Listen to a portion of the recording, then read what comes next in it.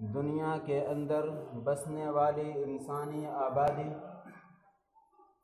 ہر طاقتور اپنے سے کمزور کے ساتھ ظلم و زیادتی کا برتاؤ کرتا تھا۔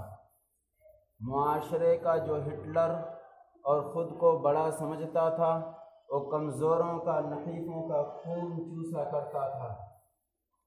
انہی مظالم میں سے ایک خاص طور پہ ظلم انسان کی ایک مخصوص آبادی عورتوں کے ساتھ روا سمجھا جاتا تھا۔ چنانچہ دیگر مذاہب والے اسلام سے پہلے کوئی تو عورت کو شیطان کی دیوی سمجھتا تھا، کوئی تو عورت کو منحوس سمجھتا تھا، اور عرب کے معاشرے کے اندر اگر بچی پیدا ہو تو اس کو زندہ درگور کر دیا جاتا تھا۔ اس کو سانس لیتے ہوئے بھی اس کا باپ اپنے ہاتھوں قبر کھود کے زندہ زمین کے نیچے دبا دیا کرتا تھا، اور اگر عورت بالغ ہو گئی، شادی کے قابل ہو گئی، اور شادی کے بعد خدا نخواستہ اس کے شوہر کا انتقال ہو گیا، تو جس طریقے سے مرنے والے کے دیگر ساز و سامان کو ورثہ کے اندر تقسیم کیا جاتا تھا، اسی طرح عورت بھی سامان وراثت ہوا کرتی تھی، اور اس مرنے والے کا بڑا بھائی یا کوئی رشتہ دار سامان وراثت سمجھ کر کے اپنے پاس رکھ لیتا تھا۔ اور اس ہندوستان کے اندر اگر شوہر مر جاتا تھا تو ہندو دھرم کے ماننے والے شوہر کے چتا کے ساتھ اس کی بیوی کو بھی وہیں پر لا کر کے زندہ جلا دیا کرتے تھے۔ یہ دنیا کی حالت تھی، خصوصاً عورت کے ساتھ ایسا ظلم کیا جاتا تھا۔ لیکن اسلام نے آ کر کے ان سارے مظالم کو ختم کرنے کی کوشش کی۔ چنانچہ اللہ تبارک و تعالی نے قرآن مجید کے اندر عورتوں کے قتل کے اوپر بینڈ لگاتے ہوئے ارشاد فرمایا، وَإِذَا الْمَوْءُودَةُ سُئِلَتْ، بچیوں کو زندہ درگور کرنے والوں، قیامت کے دن اس کا جواب تلاش کر کے رکھنا۔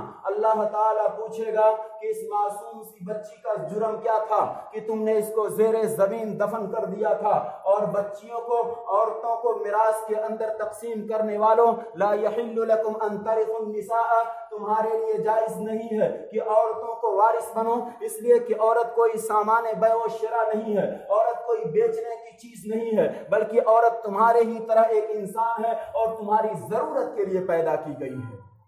بزرگوں اور دوستوں، عورت کی اہمیت کو میں کیا آپ کو سمجھاؤں؟ ایک آسان سی بات، حضرت آدم علیہ السلام کو اللہ تبارک و تعالیٰ نے سب سے پہلے پیدا کیا اور اس کے بعد جنت کے اندر ڈال دیا۔ جنت جیسی جگہ جس کے بارے میں جناب نبی کریم صلی اللہ علیہ وسلم نے ارشاد فرمایا، ما لا عین رأت ولا اذن سمعت ولا خطر علی قلب بشر، کہ جنت وہ چیز ہے جس کو نہ کسی آنکھ نے دیکھا ہے، نہ کسی کان نے سنا ہے، نہ کوئی دل اپنے تصور و خیالات کے ذریعے سے اس کے حسن اور خوبصورتی کو پہنچ سکتا ہے۔ لیکن ایسی جگہ بھی آدم علیہ السلام کو تنہ تنہا اچھا نہیں لگتا تھا، انہیں حضرت حوا علیہ السلام کی ضرورت تھی۔ اللہ تعالیٰ نے انسان کو جنت جیسی چیز کو بھی آراستہ پیراستہ اور سنوارنے کے لیے عورت کو پیدا کیا ہے۔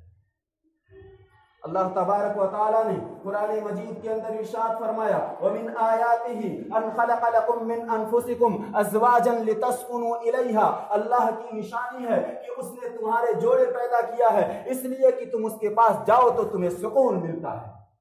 قرآن بتا رہا ہے کہ عورت زینت کی چیز ہے، قرآن بتا رہا ہے کہ عورت تسلی کی چیز ہے، اور فرمایا نبی کریم صلی اللہ علیہ وسلم نے، حُبِّبَ إِلَيَّ مِنَ الدُّنْيَا، دنیا کی 3 چیزیں مجھے محبوب بنائی گئی ہیں، اس میں سے سب سے فرسٹ نمبر پر آپ صلی اللہ علیہ وسلم نے جس چیز کا تذکرہ کیا، النساء، عورتیں عورتیں عورتیں۔ بزرگوں اور دوستوں، جس معاشرے کے اندر عورت کو زندہ درگور کیا جاتا ہو، اس معاشرے میں نبی آ کر کے اعلان کرے کہ دنیا کی سب سے محبوب چیزیں میرے نزدیک 3 ہیں، اور اس میں سب سے پہلی محبوب چیز میرے نزدیک عورت ہے۔ اور آپ صلی اللہ علیہ وسلم نے عورتوں کے ساتھ سلوک کرنے کے بارے میں ارشاد فرمایا، خیرکم خیرکم لأہلی وانا خیرکم لأہلی، تم میں سب سے اچھا مسلمان وہ ہے جس کے اخلاق، جس کے رویے، جس کے بول چال، جس کا اٹھنا بیٹھنا، جس کا نظام زندگی اپنے بیوی کے ساتھ اچھا ہو، اپنے گھر والوں کے ساتھ اچھا ہو، اور میرا نظام زندگی اپنے بیوی کے ساتھ سب سے اچھا ہے۔ لوگوں، ہنسی کی محفلیں سجانا، دوستوں کے اندر ان کے چہروں پہ مسکراہٹیں لانا بہت آسان آسان سی بات ہے، اس لیے کہ یہ تھوڑے دیر کی محفل ہوتی ہے، لیکن گھروں کے اندر جن کے ساتھ تمہارے 24 گھنٹے گزرتے ہیں ان کے پاس جا کر کے منہ کو بسور لینا اور گھر کے اندر داخل ہو کر کے یہ باور کرانا کہ میں انسان نہیں کوئی شیر اور درندہ آ گیا ہوں، مجھ سے ڈر جاؤ، مجھ سے سہم جاؤ۔ فرمایا نبی کریم صلی اللہ علیہ وسلم نے ایسا شخص معاشرے میں انسانوں کی نظر میں چاہے جتنا بھی اچھا سمجھا جاتا ہو، مجھ محمد رسول اللہ صلی اللہ علیہ وسلم کی نظر میں ایسا شخص انسانوں کی فہرست سے خارج ہے۔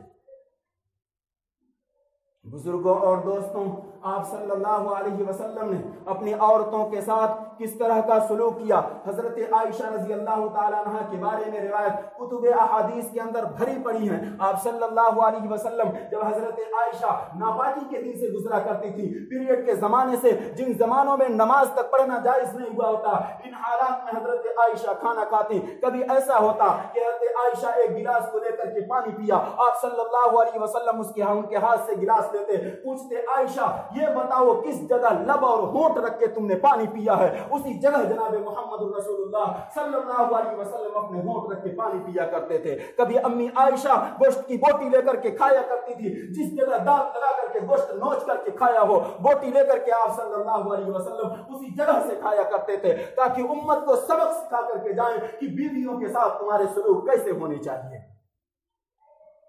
آپ صلی اللہ علیہ وسلم کی انٹرنیشنل اسپیچ ہے حجۃ الوداع کے موقع پر، ساری دنیا کو عالمی پیغام آپ صلی اللہ علیہ وسلم کو دینا تھا۔ اس کے بعد دنیا کے سامنے اتنا لمبا خطاب اور اتنے بڑے مجمع کے ساتھ کبھی آپ کو خطاب نہیں کرنا تھا۔ اس موقع پر جو آپ صلی اللہ علیہ وسلم نے امپورٹنٹ باتیں امت کی نظروں تک کرنی چاہیے، ان میں سے ایک بات آپ صلی اللہ علیہ وسلم نے ارشاد فرمایا تھا، اتقوا فی النساء، لوگوں عورتوں کے بارے میں ڈرتے رہنا، یہ تمہارے پاس خدا کی امانت ہے، اللہ کے نام لے کر کے تم نے ان کے رشتے کو قبول کیا ہے، اور اللہ کے نام لے کر کے ان کے جسم کو تمہارے لیے حلال کیا گیا ہے، ان کے ساتھ زیادتی مت کرنا، یہ قیدی بن کر کے تمہارے گھروں میں آئے ہیں، اس لیے تم اس کا دھیان دینا۔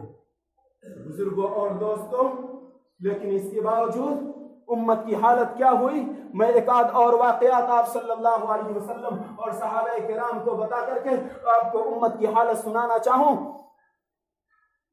حضرت انجشہ رضی اللہ تعالیٰ عنہ ایک صحابی ہیں، ایک مرتبہ انہوں نے اپنی بیوی کے اوپر ہاتھ اٹھا دیا، آپ صلی اللہ علیہ وسلم کو اطلاع ملی، فرمایا انجشہ شیشے کے ٹکڑے کو توڑ دینا کوئی مردانگی کی بات نہیں ہے، اگر طاقت تھی تمہارے اندر کسی مد مقابل سے لڑتے، کسی پہلوان کے اوپر ہاتھ اٹھاتے، اور جب الٹا تمہارے اوپر چار وہ الٹا رسید کرتا، پھر تمہیں احساس ہوتا کہ عورت کے اوپر ہاتھ اٹھانے کا کیا قیمت ہے۔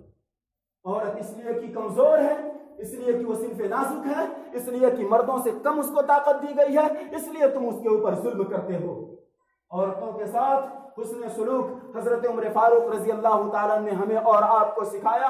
ایک مرتبہ عمر فاروق رضی اللہ تعالیٰ مسلمانوں کے شہنشاہ ہیں، 40 لاکھ مربع میل کی حکمرانی ہے، جس گلی سے عمر فاروق گزرتا ہے شیطان راستہ بدل لیتا ہے۔ یہ عمر فاروق ہے، ان کے پاس ایک صحابی آئے شکایت کرنے کے لیے، گھر کے دروازے کے اوپر آ کر کے دستک دی، دروازہ کھلنے میں کچھ وقت لگا، جب تک سنا کہ اندر سے ان کے بیوی کی تیز آواز آ رہی ہے، جو عمر فاروق سے تھوڑی بلند آواز کے اندر بات کر رہی ہیں۔ دروازہ کھٹکھٹا تو دیا، لیکن جواب ملنے سے پہلے پلٹ گئے، الٹے پاؤں واپس جانے لگے۔ حضرت عمر فاروق رضی اللہ تعالیٰ نے دروازہ کھول کر کے باہر دیکھا تو صحابی کچھ دور جا چکے تھے، آواز دیا، کہا کیا بات ہے؟ دروازے کے اوپر دستک دی اور اپنی حاجت بتائے ہوئے واپس چلے جا رہے ہو؟ کہنے لگے حاجت کیا بتاؤں، جس بیماری کا حل آپ کے پاس تلاش کرنے آیا تھا اس کے مریض آپ خود ہیں۔ میری بیوی تھوڑی زبان دراز ہے، بات اونچی زبان میں آواز میں کرتی ہے، میں نے سوچا کہ اس کی شکایت آپ کے پاس کروں گا اور آپ اس کا کوئی مداوع اور حل تلاش کریں گے، لیکن آپ کی بیوی تو خود آپ سے اونچی آواز میں بات کر رہی ہے۔ عمر فاروق رضی اللہ تعالیٰ نے کہا بھائی مجھے ایک بات بتاؤ، کیا اس عورت کے اوپر ضروری ہے شرعی اعتبار سے کہ تمہارے کپڑے کو دھوے؟ کیا اس کی عورت کے اوپر ضروری ہے شرعی اعتبار سے تمہارے لیے کھانا بنائے؟ کیا اس عورت پر شرعی اعتبار سے ضروری ہے تمہارے بچے کو دودھ پلائے؟ کہا نہیں ضروری ہے۔ کہا پھر ہمیں ایک دھوبن کی ضرورت تھی، میرے کپڑے دھل کر کے یہ میری بیوی دیتی ہے، میرے لیے دھوبن کا کام کرتی ہے، میرے کھانا بنانے کے لیے ایک باورچی کی ضرورت تھی. میری بیوی میرے لیے کھانا بنا کر کے ایک باورچی کا کام کرتی ہے. میرے دودھ پلانے کے لیے ایک دایا کی ضرورت تھی. میری بیوی میرے بچے کو دودھ پلا کر کے میرے اوپر احسان کرتی ہے. اگر ان سارے احسانات کے باوجود کبھی کبھار بد کلامی ہو گئی, تھوڑا اونچی زبان میں بول دی, تو اس کا مطلب کیا؟ تم اس کے اوپر برس پڑو, اس کو ڈانٹ دو, اس کو بھگا دو, اس کو طلاق دے دو اور اسے قتل پر اور جلانے پر مجبور کر دو. بزرگوں اور دوستوں, صحابہ کرام اور جناب محمد الرسول اللہ صلی اللہ علیہ وسلم کے ساتھ ذریعے سے یہ ملا ہوا ہمارا پیغام ہے. لیکن آج بڑی دکھ اور تکلیف کے ساتھ یہ بات کر رہا ہوں, آج امت کی بہنوں کے ساتھ, امت کی بیٹیوں کے ساتھ اور امت کی ماؤں کے ساتھ اور ظلم کر رہا ہے کہ پھر سے عورتوں کے اوپر خدا نہ کرے وہ حوال آئیں گے جب بچیوں کو زندہ درگور کیا جائے گا. پھر سے وہ دن آئیں گے. کیا ہم اباؤشن نہیں کرا دیتے جب پتہ چل جاتا ہے کہ پیٹ کے اندر بچی ہے؟ وہ دن کیوں ہمیں دیکھنے پڑے؟ اس لیے کہ ہمیں جناب محمد الرسول اللہ صلی اللہ علیہ وسلم کے دیے ہوئے پیغام ہمارے پاس نہیں ہے. عورتوں کو ہم نے غلام سمجھ رکھا ہے. احمد آباد کا واقعہ سوشل میڈیا پر آپ سبھی لوگوں نے دیکھا ہوگا. عائشہ نام کی بیٹی ہے اور چھلانگ لگا دی, اس نے خودکشی کی. یہ ایک غلط بات ہے, یہ الگ ٹاپک ہے, میں اس پر پھر کبھی بات کروں گا خودکشی کی اسلام کے اندر کیا حیثیت ہے. لیکن اس نے خودکشی کیوں کی؟ کیا اس کے گھر میں وہ ظالم مرد, وہ شوہر عارف جس نے اس کے خودکشی کے اوپر مجبور کیا, کیا وہ تنہا تھا؟ اس کے گھر کے اندر کوئی ماں نہیں تھی؟ اس کو احساس نہیں تھا کہ میری بہو برسوں سے کہاں ہے؟ کیا اس کے گھر میں بہنیں نہیں تھیں؟ انہیں احساس نہیں تھا میری بھاوج کہاں ہے؟ کیا اس کے گھر میں کوئی بوڑھا باپ نہیں تھا؟ اسے نہیں احساس تھا کہ میری بہو کہاں ہے؟ امت کے لوگوں, جس دن تمہاری بیٹیوں کی ڈولیاں گھروں سے نکلیں گی اور جس دن تم دل پر تمہارے کچوں کے لگ کر کے بیٹی کو روانہ کرو گے اور گھر کے ہر طرف دیوار سے جب بیٹی کی گونجتی ہوئی آواز سنائی دے گی اور کہیں سے آؤ گے, احساس ہوگا میری بہن, میری بیٹی میرے سامنے کھڑے ہو کر کے آواز دے رہی ہے, اس دن احساس ہوگا کہ کیسے پتھر رکھ کر کے ماں باپ اپنی بیٹیوں کو تمہارے گھروں کے لیے روانہ کرتے ہیں. کب امت اس بات کو سمجھے گی؟ کب یہ جہیز کی لعنت معاشرے